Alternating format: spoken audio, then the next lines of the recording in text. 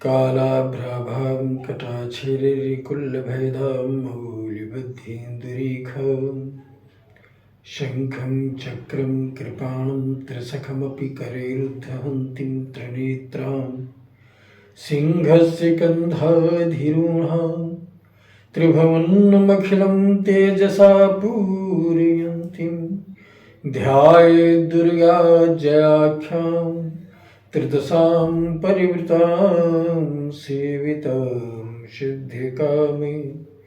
जय कामेशि चामुण्डे जय भूतापहारिणीं जय सर्वगते देवी कामेश्वरी नमस्तुते।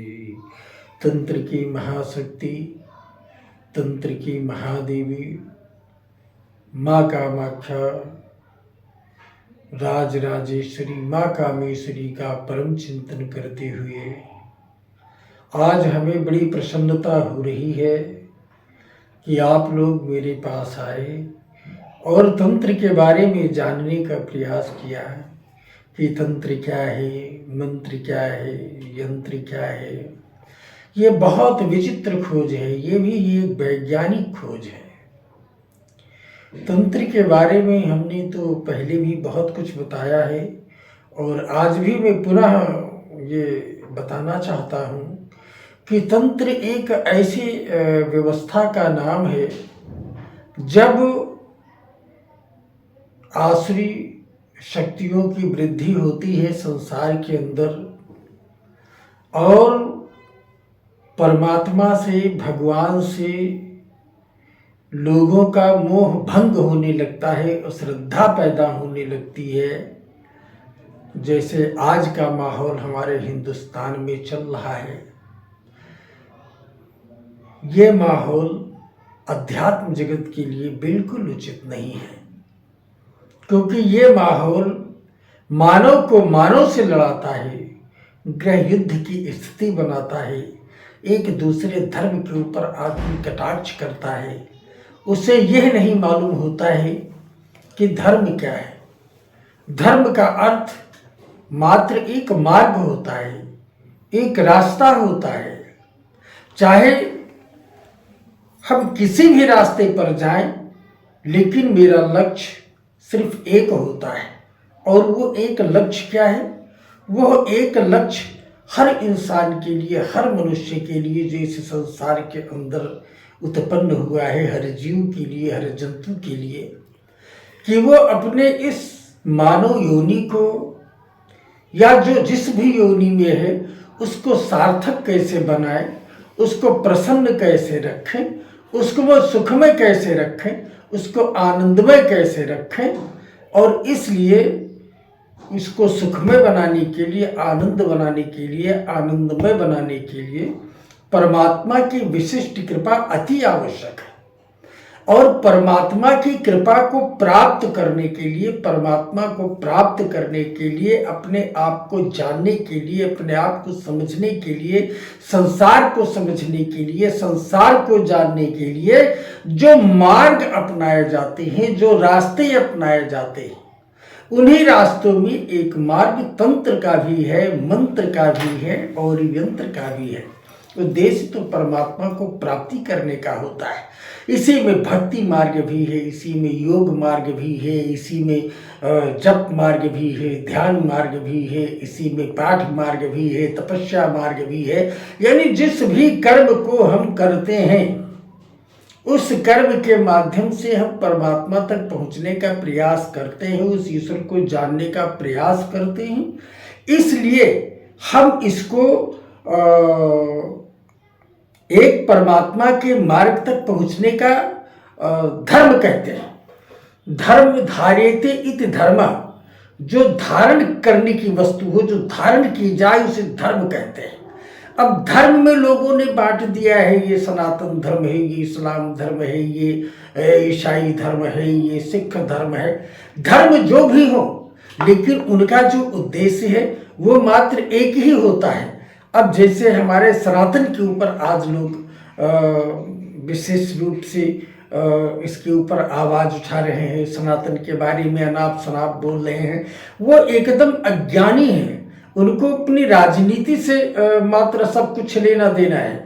उन्हें अपने पद से, अपने प्रतिष्ठा से, अपने ईगो से मतलब है, अपने वर्चस्व से मतलब है। उनका वर्चस्व समाज में कैसे स्थापित हो, उनका ईगो हर्ट ना हो।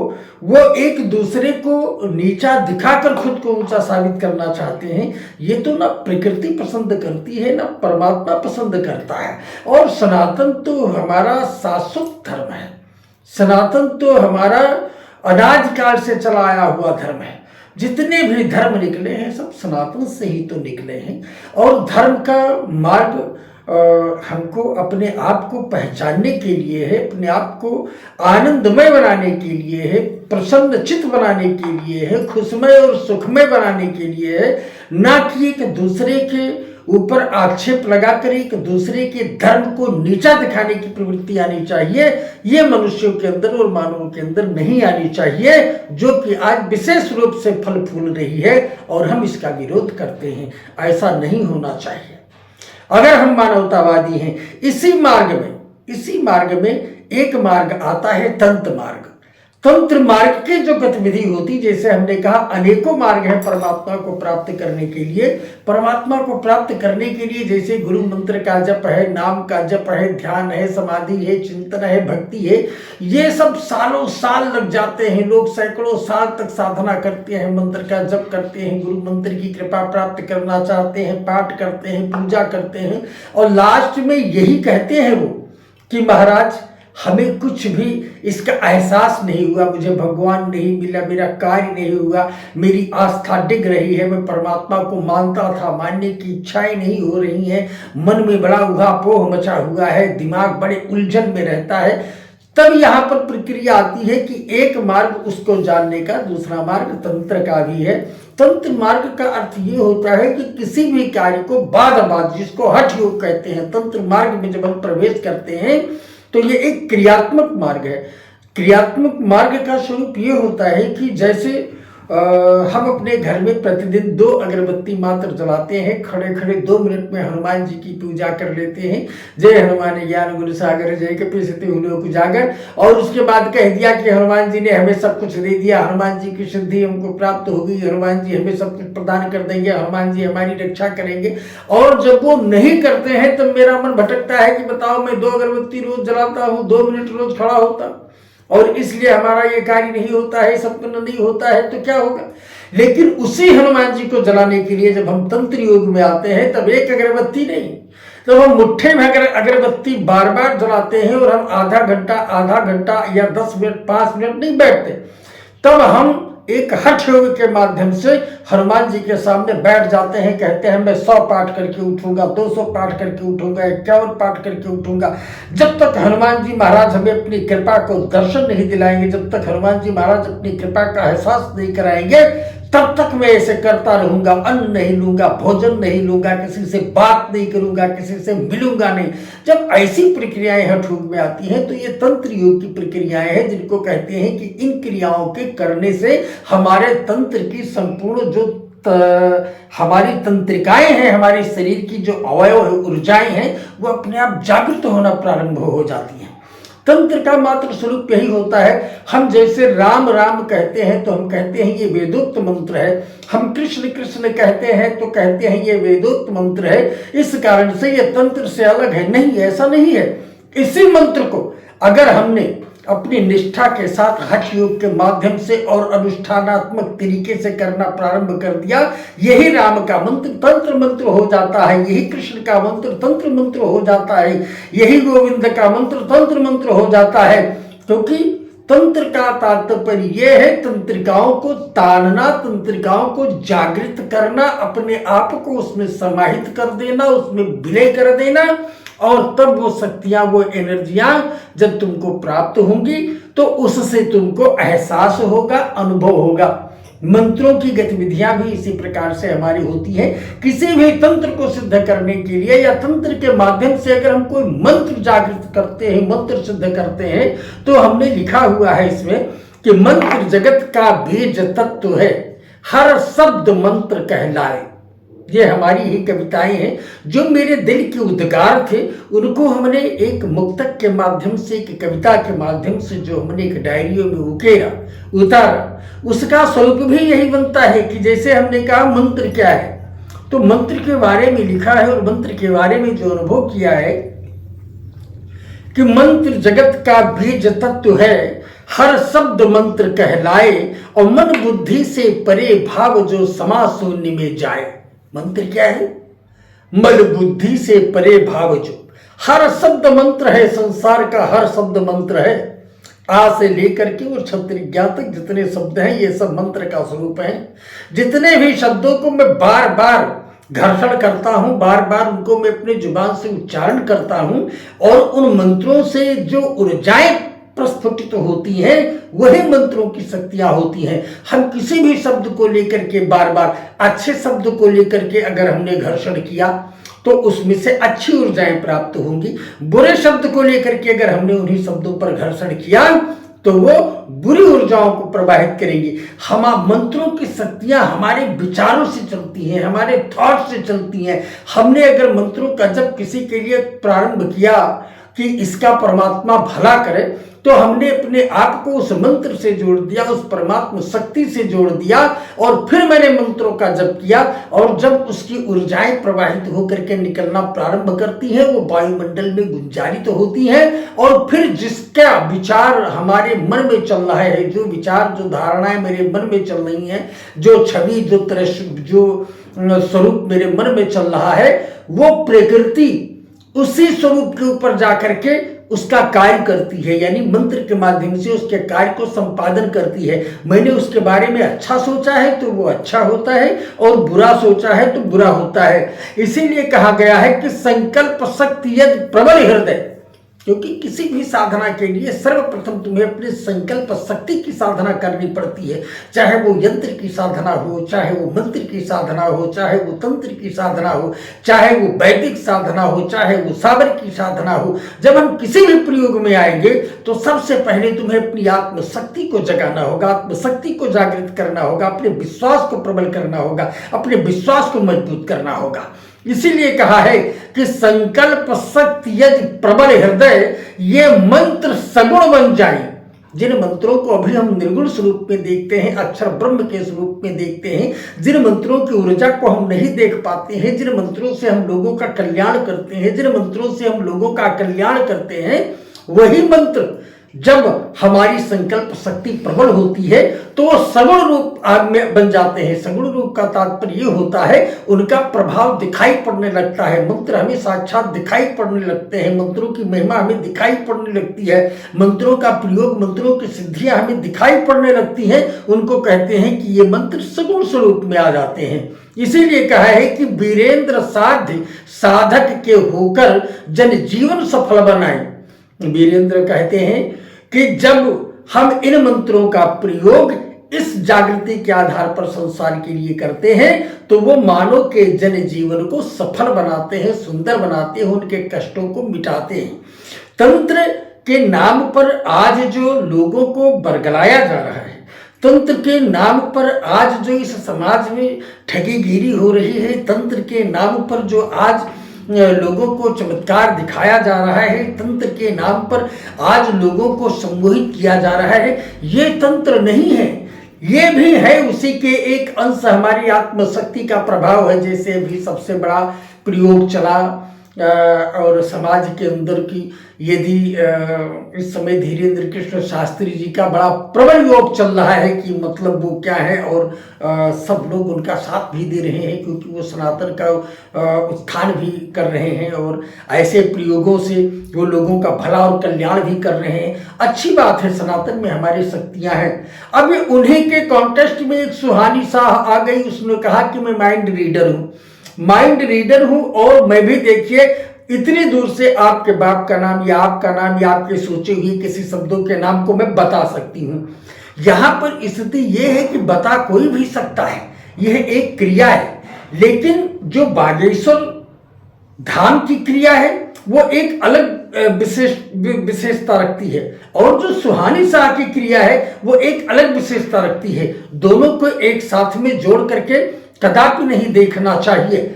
हम अगर माइंड रीडिंग की बात करते हैं तो यही चीज होता है हमारे योग में, हमारे ध्यान में, हमारे मेडिटेशन में, हमारे कंसंट्रेशन में, हमारी क्रियाओं में भी ऐसी बहुत सारी चीजें हैं कि हम किसी के मन के भाव को कैसे पढ़ते हैं। तो मन के भाव के पढ़ने का तरीका हमने भी बहुत सारे लोगों में बताया है, हमने लिख करके भी रखा है कि जब इंसान मन में अपने कोई भी वार्ता सोचता है कि क्या इस बारे में सामने वाला जान सकता है, तो हर व्यक्ति तो नहीं जान सकता है, लेकिन जो मन की साधना करता है, जो मन को कंसंट्रेट करता है, जो मन का कंसंट्रेशन करता है, जो मन की शक्ति को पहचानता है, क्योंकि मन की ही शक्ति हमारे जागृत होकर के हमें दिव्य दृष्टि प्रदान करती है, सिक्स सेंस प्रदान करती है, थर्ड आइज प्रदान करती है।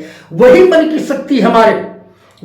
शक्ति हमारे दूसरे के मन के भाव को पढ़ने की क्षमता भी प्रदान करती है। लेकिन जब आप उसको पढ़ने के लिए अपने मन को एकाग्र करेंगे, मन को एकाग्रचित रखेंगे, मन की साधना करेंगे, जो तुम्हारा मन, और इसको कंसंट्रेट करने के लिए तुम्हें सिर्फ ध्यान योग में जाना होगा, तुम्हें सिर्फ कंसंट्रेशन योग में जाना होगा। जब तुम्हारा ब्रेन एकाग्रचित हो जाएगा तो तुम सामने वाले की नहीं, एक साथ तुम सैकड़ों हजारों लोगों के मनोभाव को पढ़ लोगे। क्योंकि ये जो हमारी सांसें हैं, ये सांसें हमारे जो प्राणायाम, प्राणवायु जिनको कहा जाता है, ये हमारे जब शरीर से हमारे नाकों के माध्यम से बाहर निकलते हैं। हम इसको क्रमशः आपको बतलाएंगे कि इन श्वासों का क्या नाम है। हमारी ये श्वासें भी हैं, इनका भी बहुत बड़ा महत्व है। इन श्वासों की साधना में इतनी ताकत होती है कि ये चलते हुए ट्रेन को रोक सकती हैं, चलते हुए पंखे को रोक सकते हैं, सूर्य की गतिविधियों को आच्छादित कर सकती हैं। यहाँ तक कि श्वासों की गतिविधियों में इतनी ताकत है कि चाहने मात्र से तुरंत गंगा उत्पन्न हो सकती है, तुरंत जमुना उत्पन्न हो सकती है, बहुत सारे चमत्कार अपने आप हो सकते हैं। श्वासों की गतिविधियों में लिखा है, इड़ा पिंगला और सुषुम्ना तीनों का हो मेलिया, करिय स्नान मिटे भव जंगम उलट पड़े रस घैलिया। इड़ा पिंगला और सुषुम्ना, हमारी जो तीनों नाड़ियां हैं, वो तीनों नाड़ियां हमारे श्वासों के माध्यम से प्रवाहित होती हैं, बहती हैं। दाहिनी सांस मेरी इड़ा कहलाती है, बाईं सांस मेरी पिंगला कहलाती है। और जब दोनों सांस हमारी बराबर होती है, 2.5 घड़ी यानी 1 घंटे के बाद जब सांस परिवर्तन होता है तो वहां पर सुषुम्ना जागृत होती है। और जब इड़ा पिंगला और सुषुम्ना के माध्यम से हम सांसों को लेते हैं तो जितनी इच्छाएं हमारे अंदर होती हैं वो सांसों के माध्यम से बाहर आती हैं। और जब वो बाहर आती हैं तो जो योगी, ध्यान योगी होता है, जिसका ब्रेन कंसंट्रेट होता है, जब वो उन सांसों को अपने सांसों के माध्यम से खींचता है या जब वो कंसंट्रेट करता है, तो जो उसके मन की गति है वो अपने आप उसके दिमाग पर लिखकर चली आती है और वो पढ़ लेता है कि ये क्या सोच रहा था अपने मन में, इसने अपने मन में 100% यही सोचा है। ये इसकी गतिविधियां होती हैं। तो जो माइंड रीडर की पद्धति है वो एक अलग पद्धति है, जो योग की पद्धति है वो एक अलग पद्धति है, और माइंड रीडर की ही पद्धति इसने आसानी से थोड़ी प्राप्त हुई है। तुम इतनी बड़ी क्रिया को इतने बड़े मजाक के रूप में मानते हो, इंटरटेनमेंट के रूप में मानते हो, परमात्मा की दी हुई शक्ति है, तुम इसको कहते हो हम खेल खिलाते हैं, हम तो इसमें आनंद लेते हैं, हम तो इसमें लोगों के बीच में जा करके और एक दूसरे को प्रसन्नता देते हैं। तो ये गुणों को, इसको इस तरीके से कदापि नहीं लेना चाहिए, क्योंकि एक तपस्या का विषय है। सभी तो सुहानी शाह नहीं बन सकते हैं।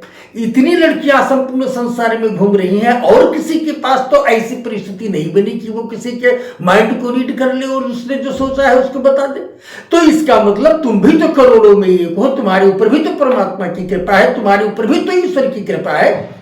उस कृपा को तुम मजाक में ले रही हो, उस कृपा को तुम कहते हो कि मैं इंटरटेनमेंट करने के लिए ये साधना किया हूं। ये भी एक बहुत बड़ी साधना है, ये भी आध्यात्मिक साधना है। और अगर यही साधना है, समझ लो धीरेन्द्र कृष्ण शास्त्री के पास, इसका मतलब ये थोड़ी है कि जो उनके पास है किसी और के पास नहीं आ सकता। तो ये कहना कि ये अध्यात्म से अलग है, या ये कहना कि हम तो इसको इंटरटेनमेंट के लिए यूज करते हैं, इस्तेमाल करते हैं, ये भी छोटी बुद्धि की सोच है, ऐसा नहीं करना चाहिए। इसको प्रबलता का स्वरूप देखना चाहिए कि सुहानी शाह भी ये ग्रेट, क्योंकि वो आध्यात्मिक चिंतन में है, परमात्मा के चिंतन में है, उसको ही ईश्वर ने इसलिए चुना है कि उस दूसरे के मन के बातों को पढ़ सकती है और बता सकती है।